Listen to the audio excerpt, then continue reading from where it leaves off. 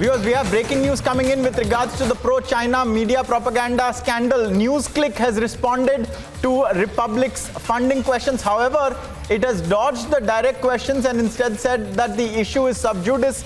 We'll be getting Shravan Sen to tell us more about what NewsClick has said.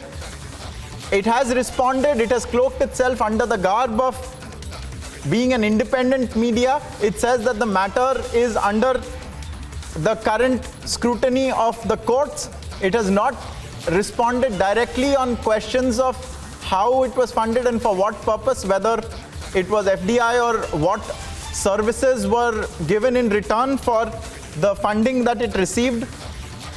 We have Shravan joining us again. Shravan, take us through NewsClick's response. What are they saying and what are they not saying?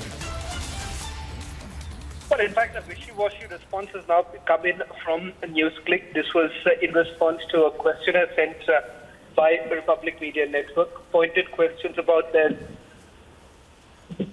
association with the Chinese government. In fact, New York Times has now put out an investigation and expose, something which has already been done by the Enforcement Directorate following the money laundering probe that was started against NewsClick. The allegation against NewsClick is that they have been receiving funds to the tune of about 38 crore rupees. And these are foreign remittances which NewsClick during the investigation hasn't been able to explain the source of funding. It now turns out that this money came in from a defunct US-based company which has been linked to American millionaire Naval Singham. And it turns out Naval Singham happens to be a close associate of the Chinese government, linked to the Chinese government, the party. Now, what's important to point out here is that the allegation essentially being that they were receiving money for carrying out Chinese propaganda.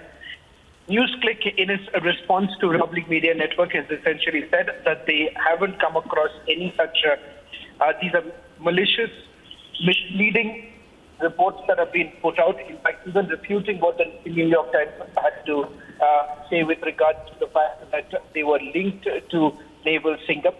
In fact, the Enforcement Directorate, when they recorded the statement of Prabir Purkaister, it turns out that he has admitted that he knows Naval Singham, was in touch with Naval Singham since 2017, and also makes an admission of the fact that there were funds that were being received by his organization. Now, in the statement that has been put out a short while back, he says that they are an independent news organization, and any allegations that they function as a mouthpiece of the Communist Party of China or other interests are completely false.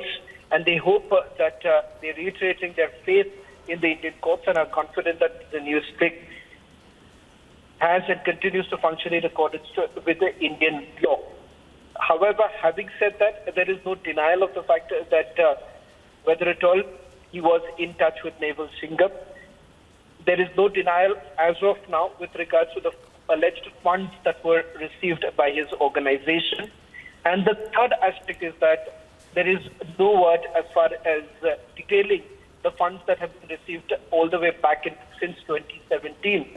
And the fact that there were certain reports that were published by his organization, which was certainly sympathetic towards the Chinese government, so much so they had also justified the crackdown by China on Jack Ma. Right. So that is what NewsClick has said in response to Republic's questions. A lot not answered there, but for the moment denying that it is part of any propaganda. I thank Shravan for joining us and sharing that response with us, viewers, as we track this huge media scandal that's broken out.